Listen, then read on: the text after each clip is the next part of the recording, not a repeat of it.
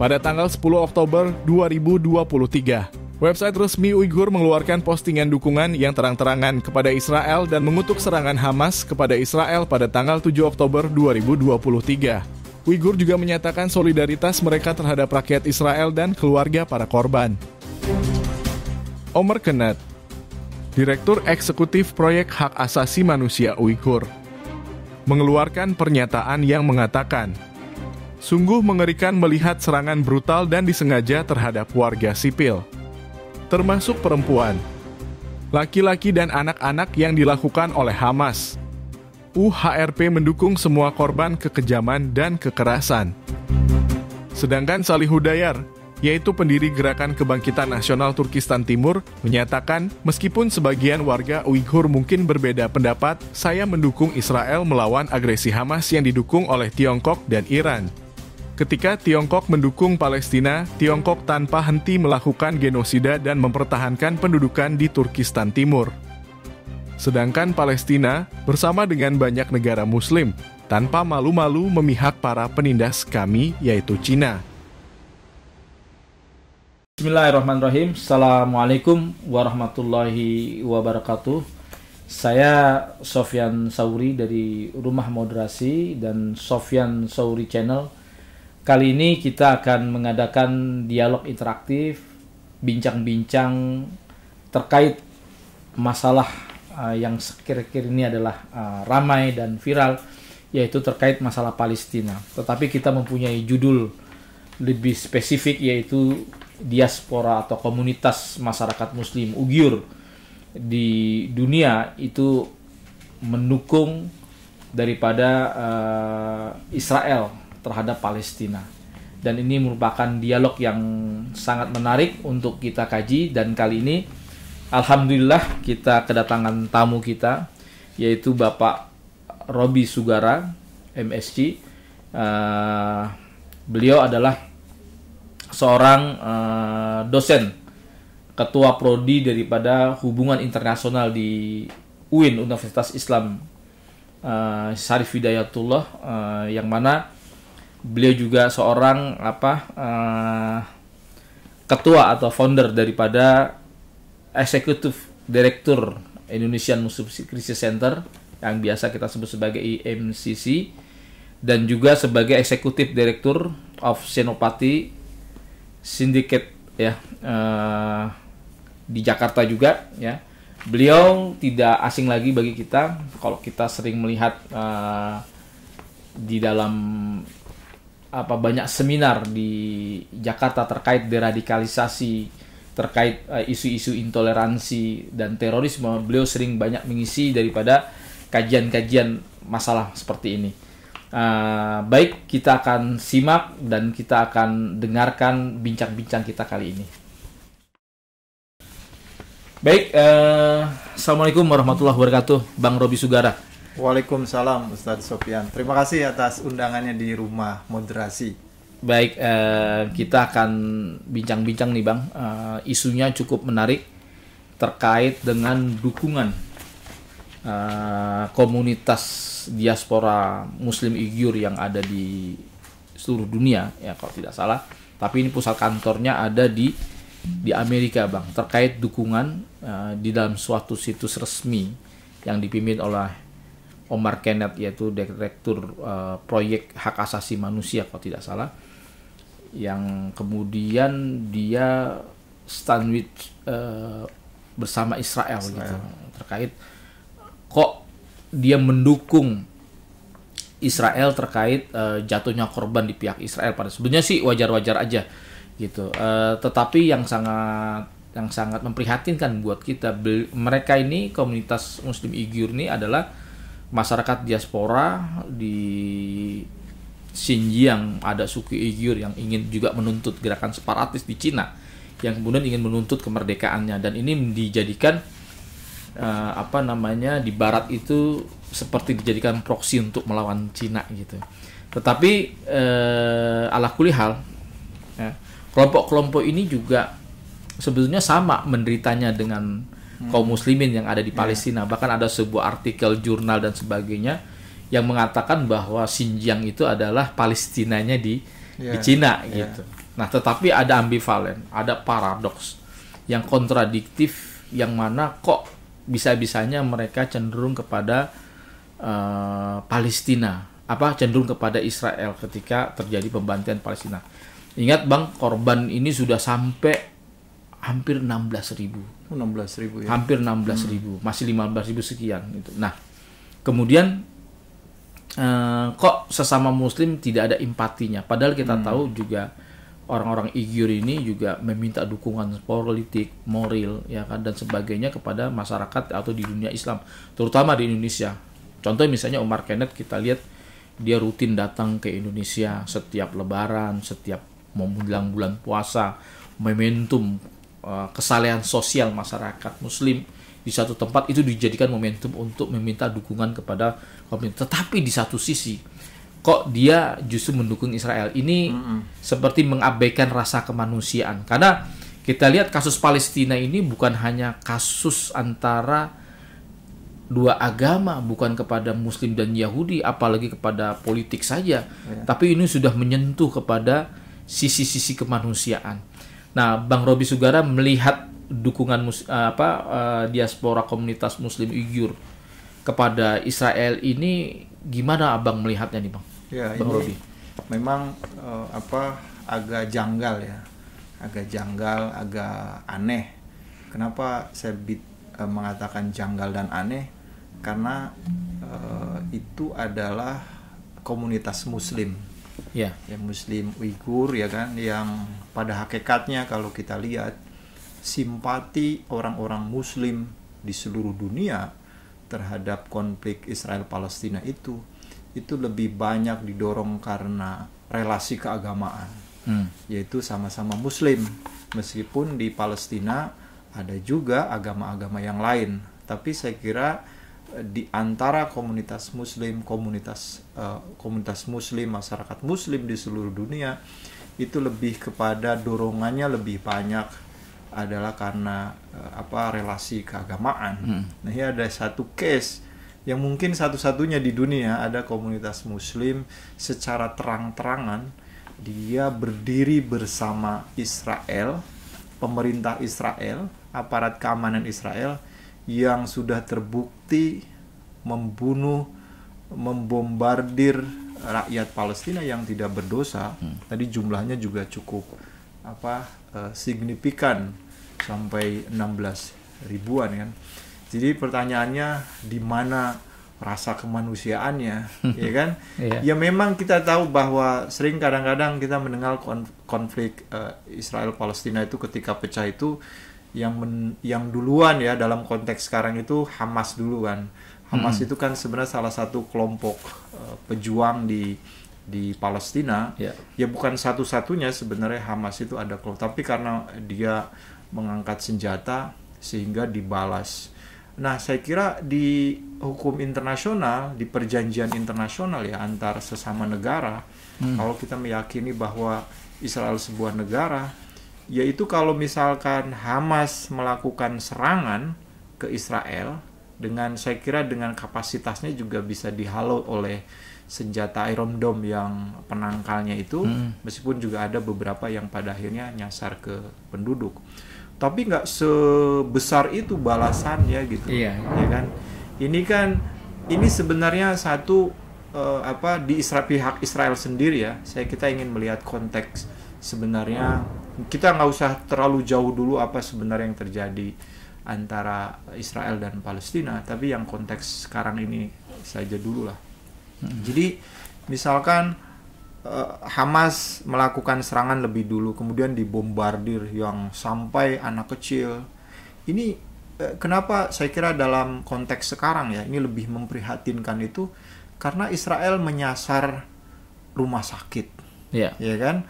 Terus menyasar anak-anak kecil yang saya kira banyak sekali pemberitaan-pemberitaannya di video-video di media. Jujur saja misalkan anak saya saja yang usianya 5 tahun, dia sering story dia nanya, ini kok ada anak-anak kecil kemudian rumahnya dihancurkan, ini siapa? Saya bilang, oh ini di Palestina. Kenapa? Oh ini lagi diserang sama Israel. Kenapa orang Israel? Itu pertanyaan-pertanyaan itu. Ini kan saya kira ya, karena ini masif sekali. Nah, dengan data begitu, masa ada komunitas ya di internasional, namanya komunitas Uighur, sehingga dia kok bisa-bisanya. Ini pertanyaan dasar saja, meskipun tadi saya kira hak mereka ya untuk melakukan, dia ada berada di mana ya. Itu kemudian dia akhirnya berdiri bersama dengan Israel. Nah, tadi juga saya kira sudah dilontarkan ya di awal di pembukaan bahwa harusnya kalau di dalam sama-sama penderitaan antara Muslim Uighur dengan Palestina, itu sebenarnya kan mereka memiliki penderitaan yang sama.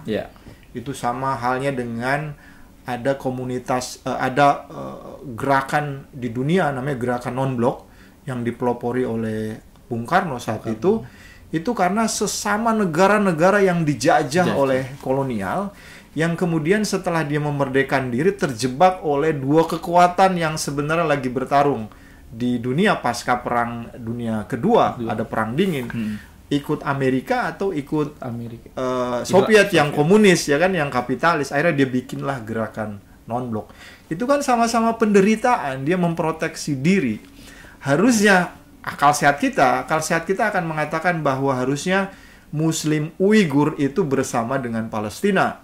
Kalau kita mengatakan bahwa Muslim Uighur itu sama penderitaannya, ketika dia memposisikan Israel adalah Tiongkok, Cina, ya kan, pemerintah Cina, kan dia juga ingin memerdekakan diri. Gerakan ini kan gerakan separatisme juga, yang dia kemudian mengkampanyekan ke internasional bahwa dia mengalami genosida, dia mengalami semacam persekusi dari pemerintahan Cina, yang itu sudah jelas berpotensi adanya pelanggaran HAM dari pemerintah Cina ke Muslim Uighur, tentang kebebasan beragama dan lain sebagainya. Bahkan saya kira ada yang dia deskripsikan dilakukan penahanan tanpa harus proses pengadilan kan. Harusnya dari sisi itu dia harusnya bersama dengan Palestina. Nah, ini kan juga penting. Kenapa kok bisa seperti itu? Ini yang menurut saya ini janggal, tidak masuk akal ya. Saya kira dalam lebih lanjut ini tentu akan dicatat oleh seluruh umat Islam di dunia, dan ini sangat menyakitkan perasaan umat Islam di dunia ya. Dengan kemudian melihat, kita tidak akan memandang bahwa korbannya adalah Muslim lah, tapi sisi kemanusiaannya, rumah sakit dibombardir, fasilitas-fasilitas umum, anak kecil ya kan. Kita menyaksikan sendiri di video-video, meskipun saya kira kita tidak punya akses ke sana kan. Saya kira dengan teknologi yang sekarang, pemberitaan yang masif, kita sudah bisa menyaksikan. Nah, pertanyaan saya adalah Omar Kenneth ini dia melihat itu enggak gitu loh. Tiba-tiba dengan sangat sederhana, dengan sangat gampang dia berada bersama dengan Israel. Ya kan, itu pertanyaan kita sederhana ya. Kita lupakan dulu lah sesama Muslim misalkan ya. Apakah karena keberadaan komunitas orang Uighur ini berada di Amerika, atau dia memang selama ini menjadi proksi bagi Amerika untuk melawan Cina? Abang melihatnya bagaimana tuh? Nah, ini saya kira kecurigaan saya, tuduhan saya semakin mengarah ke situ. Saya akhirnya mengatakan bahwa kampanye atau perjuangan yang dilakukan oleh Muslim Uighur, ya kan, itu seperti menjadi bagian proxy war-nya Amerika. Jadi isu-isu pelanggaran HAM itu dibesar-besarkan. Jangan-jangan begitu. Melihat ya dari cantelan misalkan dukungan dia terhadap Israel. Kita tahu bahwa Israel disupport sama Amerika.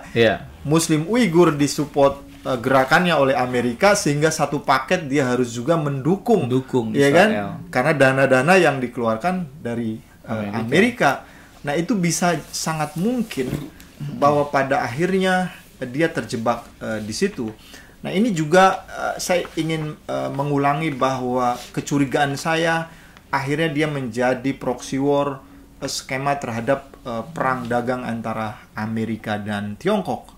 Amerika dengan Cina, Amerika dalam perang dagang ini saya kira tidak hanya kemudian dia melakukan persaingan dalam perdagangan, tapi menekan Cina untuk isu-isu yang menurut dia soal demokratisasi. Kita tahu kan harusnya ada saling penghargaan, ada saling toleransi di antara aktor-aktor internasional khususnya negara. Ada negara yang dia menggunakan sistem politik yang non-demokratis. Tidak semua juga harus kemudian mengikuti keinginannya Amerika. Negara aktor-aktor negara di dunia itu menggunakan sistem demokrasi. Cina komunis.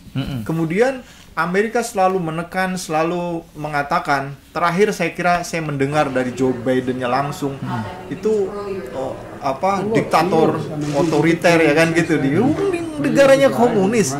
Apakah orang-orang Amerika nggak belajar tentang komunis? Ya kan, ya memang begitu kan ininya. Sistem politik di komunis begitu ya kan di ininya. Nah, ini akhirnya si Omar Kenneth ini menjadi proxy war-nya kemudian Amerika untuk membantu menekan Cina soal, karena kan kebetulan di situ ada komunitas Uighur di provinsi Xinjiang ya kan, sehingga ada komunitasnya di situ, terus kemudian mengeksplor tentang penderitaan dia ya kan, penderitaan dia di Xinjiang di Cina, yang menurut dia itu ada potensi pelanggaran HAM di situ. Sehingga itu kan menjadi, kita sudah akhirnya ternyata begitu kan cara kerjanya gitu loh. Muslim Uighur tuh ya didanai oleh Amerika ya kan. Kemudian dia melakukan kampanye tentang pelanggaran HAM yang dilakukan oleh pemerintah Cina. Sehingga dalam subjek yang lain ya kan, kita geser ke kasus yang lain yang itu jelas sekali pembunuhan massal yang disaksikan oleh seluruh dunia. Orang-orang yang tidak bersenjata, anak kecil dibombardir oleh Israel. Kita lihat dengan mata kepala telanjang kita ya kan. Tapi Muslim Uighur komunitasnya kok berani-beraninya, kan harusnya sama. Padahal sebenarnya ya kan posisinya sama. Ini yang saya kira tidak masuk akal. Yang pada hari ini saya mengatakan bahwa keputusan Muslim Uighur itu adalah keputusan yang saya kira itu keputusan Amerika. Sehingga kita bisa mengatakan kelompok ini adalah kelompok yang dibikin oleh Amerika. Ini adalah proxy war-nya Amerika, bonekanya Amerika untuk menekan Cina. Kira-kira akhirnya satu paket akhirnya gitu kan. Kita lihat misalkan ya, sebelum kejadian saya kira dalam beberapa bulan kemarin serangan bombardirnya Israel, bisalah kita mengatakan ini serangan balasan Israel ke Hamas yang kemudian menyasar masyarakat di Palestina. Itu kan waktu rame sekali tentang pelanggaran HAM di Uighur, sampai kemudian dibawa ke sidang HAM PBB. Itu Israel mendukung Muslim Uighur. Israel mendukung Muslim Uighur kan. Ya, ini mungkin juga iya kan, Muslim Uighur kan. Nah, kemudian Palestina saat itu mendukung pemerintah Cina.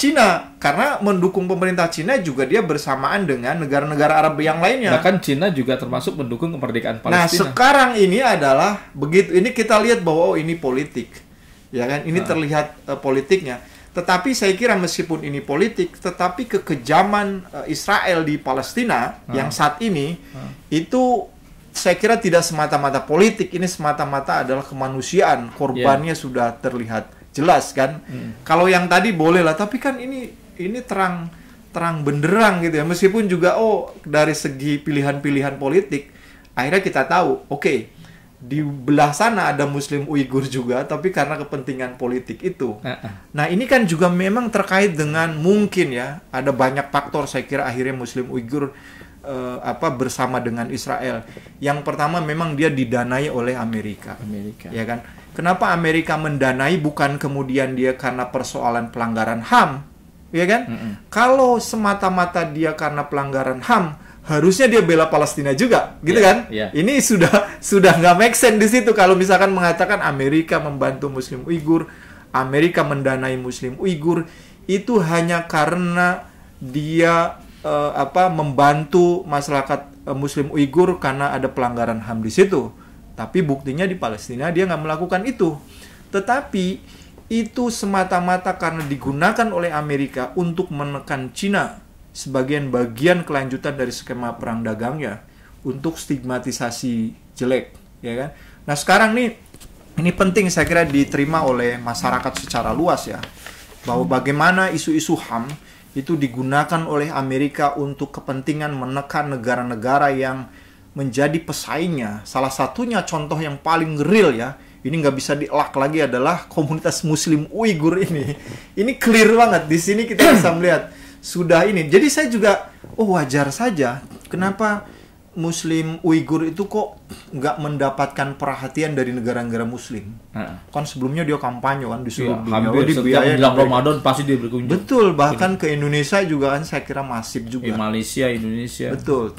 Nah, saya kira saya baca juga tuh di beberapa harian ya, salah satunya Republika. Dia mengatakan kenapa negara-negara Muslim tidak memiliki kepedulian terhadap komunitas Muslim Uighur ketimbang misalkan Palestina. Nah, ini jawabannya nih. Ini jawabannya saat ini ketika Muslim Uighur itu ya kan berdiri mendukung pemerintah Israel ya. Saya mengatakan Israel dan Zionis ya, karena ini yang juga menarik saya kira. Kalau tadi saya mengatakan bahwa agak aneh, agak ganjil misalkan komunitas Uighur yang Muslim ya kan, kok dia berada di Israel. Padahal ada beberapa orang-orang Yahudi sendiri ya kan di Amerika, di negara-negara Eropa ya kan tidak mendukung. Dia mengatakan ini berlebihan. Balasan yang dilakukan oleh pemerintah Israel berlebihan. Karena korbannya anak-anak ya kan. Sampai ada yang menarik dari sana bahwa dia mengutip beberapa peristiwa sejarah. Bagaimana komunitas Yahudi, masyarakat Yahudi dilindungi oleh pemerintahan Islam ketika perang salib misalkan. Kan perang salib itu adalah yang dibantai itu bukan orang-orang Islam saja, tapi orang-orang Yahudi juga, karena disebut dua komponen ini, Yahudi dan Islam itu antikris. Kalau baca bukunya di Karen Armstrong ya, yang History of God, sejarah Tuhan, itu clear banget orang-orang Yahudi dilindungi ya. Karena saat itu memang orang Muslim memegang kekuasaan, megang pemerintahan. Nah, ini tapi gini juga Bang, maaf saya potong. Waktu itu kayak Presiden Emmanuel Macron itu Prancis pernah juga mengkritik orang-orang Israel atas pembantaian tersebut gitu. Lalu diancam oleh Benyamin Netanyahu. Hati-hati Anda berbicara gitu. Terus juga hampir juga kepala negara di seluruh Eropa juga hampir nggak berani dengan Israel sendiri gitu. Apakah karena memang komunitas Muslim Uighur itu juga meminta lobby Yahudi dalam hal ini untuk terkait isu tentang kemerdekaannya, apakah seperti itu Bang melihatnya Bang? Nah, ini saya kira tidak bisa, ya boleh-boleh saja. Saya kira mungkin juga komunitas Uighur melakukan itu terhadap lobby-lobbynya supaya misalkan komunitasnya bisa memerdekakan diri ya, gerakan-gerakan separatismenya. Tetapi agak berbeda dengan ketika Israel mendapatkan legitimasi dari Perserikatan Bangsa-Bangsa pada tahun 1948. Saat itu kan saya kira tentu bahwa Palestina saat itu adalah bekas jajahan dari Inggris. Masyarakatnya masih lemah, negara juga belum terbentuk kan. Juga aktor internasional itu tidak fokus pada persoalan-persoalan itu. Ya kan, itu kan saya kira di era pasca kolonialisasi kan. Misalkan wilayah-wilayah di sana terfokus misalkan juga ketika melakukan bargaining internasional pilihannya mau komunis mau kapitalis kan gitu. Nah, ini kan sudah di wilayah Timur Tengah itu kan jajahannya Inggris itu kan hampir semua ya, kecuali ada beberapa wilayah-wilayah yang saya kira menjadi sosialis kayak Irak, Suriah kan. Terus kemudian beberapa negara yang saya kira masih di dalam kontrolnya Inggris. Nah, saya kira dalam case sekarang ya, apalagi Uighur lah ya kan. Taiwan ya, kan dia masuk pada kedaulatannya Cina, pemerintahannya Cina. Taiwan aja itu masih statusnya ya wilayah yang sampai hari ini belum diakui sebagai negara oleh komunitas internasional. Bahkan Amerika sendiri itu belum mengatakan dia sebagai sebuah negara. Apalagi komunitas Uighur. Menurut saya bahwa nggak akan berhasil dia. Sekalipun misalkan ada lobby Yahudi, sekalipun ada peran Yahudi di situ, tapi yang dilawan Cina, bos, ya kan? Wah, Cina ngeri, ya kan? Gitu. Bukan kaleng-kaleng. Iya, gitu kan. Jadi, nah ini kan juga sama ya, antara solusi tentang komunitas Uighur di Cina dengan solusi Palestina di negara Palestina dengan Israel. Komunitas internasional kesepakatannya adalah dua negara. Jadi two state solution namanya. Jadi sebagaimana tahun 1948 kemudian dikuatkan sekitar 1960-an tentang dua negara itu. Meskipun banyak problematiknya. Problematiknya wilayah-wilayah Palestina adalah wilayah yang tidak subur. Yang Israel dia dari sejak 1948 dia mendapatkan wilayah-wilayah yang subur. Akses ke mana-mananya lebih ini, jadi nggak adil di situ. Tapi ya sudahlah, kita dapat dua solusi. Tetapi Israel sendiri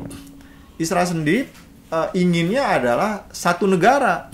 Jadi Palestina yang saat ini adalah bagian dari Israel. Jadi dia salah satu provinsi aja ininya. Otonomi. Iya, dan dia di Israel itu mau yang sayap kiri, sayap kanan ya, sama sebenarnya. Dia setujunya adalah one state. Jadi satu negara. Nah, ini kan juga lagi dikompromikan nih. Negara-negara Arab juga sepertinya kemungkinan juga sepakat dengan itu, tapi dengan model yang mulus. Tapi kita nggak tahu ke depan. Nah, Uighur juga sebenarnya yang paling rasional itu adalah dia bergabung dengan Cina, tetapi mendapatkan persetujuan komunitas internasional yang otonom itu. Paling mungkin seperti dia misalnya case-nya adalah Hong Kong. Kan Hong Kong bagian dari Cina. Taiwan meskipun masih pelik ya, karena masih di backup sama Amerika. Ya kan tetap aja akhirnya jadi proksinya Amerika. Taiwan itu. Nah, ini kayak Hong Kong gitu loh. Model-modelnya. Seharusnya seperti itu. Seharusnya begitu, karena yang untuk kalau Palestina itu kan dia udah lebih progres, maksudnya lebih PBB, Dewan Keamanan PBB sudah mengatakan ini adalah resolusinya dua negara. Kalau Uighur kan ya sama dengan, saya kira menjadi bagian kayak contoh misalkan komunitas Patani di Thailand kayak gitulah, ya kan? Atau Muslim di Mindanao kan di Filipina. Nah itu yang saya kira ini. Bang, kalau tidak salah komunitas Uighur seperti Umar Kenneth, Abdul Karim atau siapa saja, mereka setiap menjelang bulan Ramadan dia datang ke Indonesia.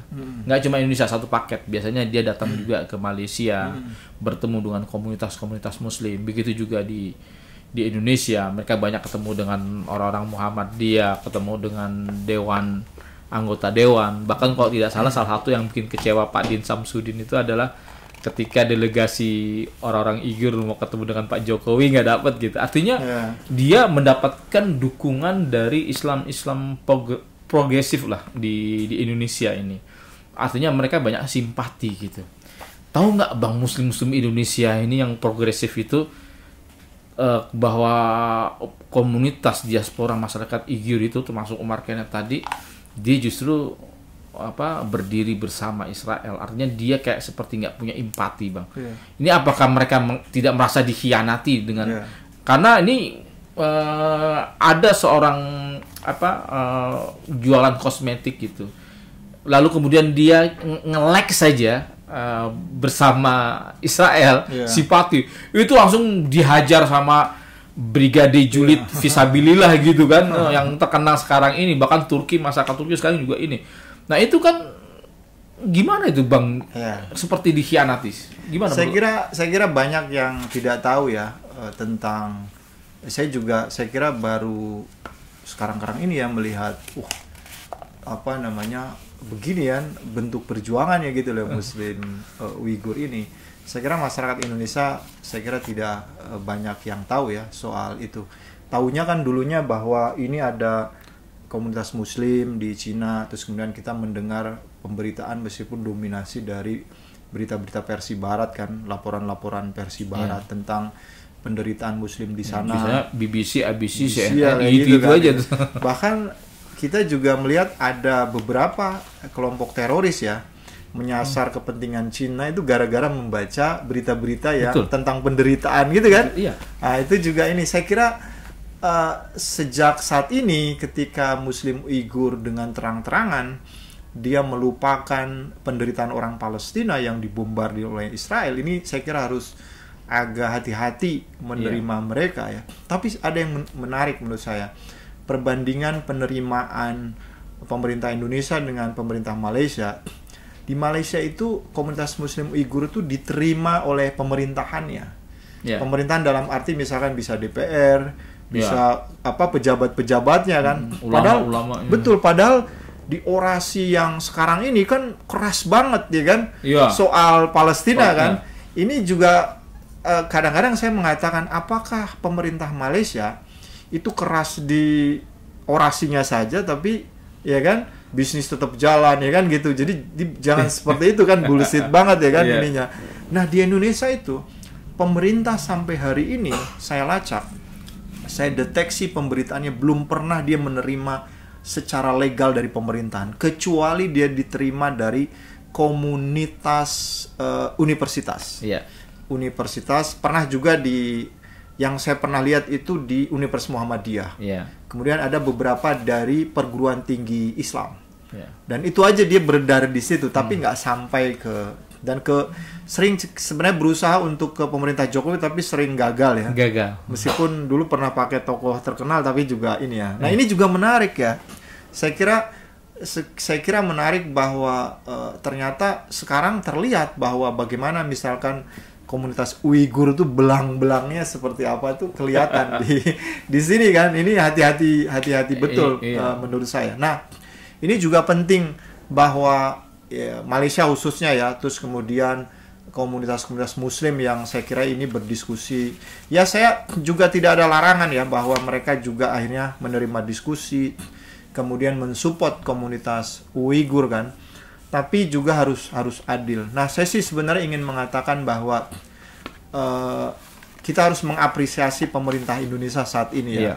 Kayaknya sepertinya keras sekali ya kemudian memberikan bantuan, kemudian juga lewat Bu Retno Menteri Luar Negeri kita yang saya kira performanya strong banget. Dia sampai kemudian pernyataannya keras sekali di sidang PBB untuk mengajukan secara serius mengajak komunitas internasional untuk membawa kasus Israel saat ini ke ICC, ke pengadilan internasional soal pelanggaran HAM-nya. Dan Indonesia masih konsisten saya kira.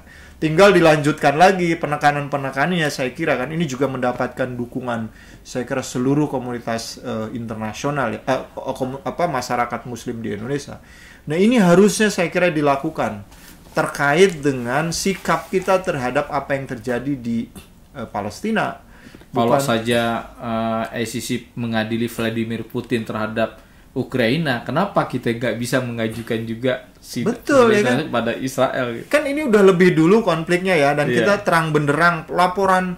Kalau kita baca laporan HAM ya, pelanggaran HAM untuk konflik Israel Palestina, itu mungkin sudah sampai seabrek-abrek kali, sudah satu perpustakaan tersendiri. Dan laporannya juga berulang kali di kejaksa untuk mengadili pelanggaran HAM internasional kan. Tapi ketika perang Rusia Ukraina ya kan, itu langsung direspon. Putin ini kan sekarang di jaksanya itu tangkap orang ini gitu loh. Perintahnya tuh ditangkap gitu loh. Coba DPO kan. Iya, dibikin DPO, coba bayangin kayak dibikin ini kan DPO, harusnya KGB.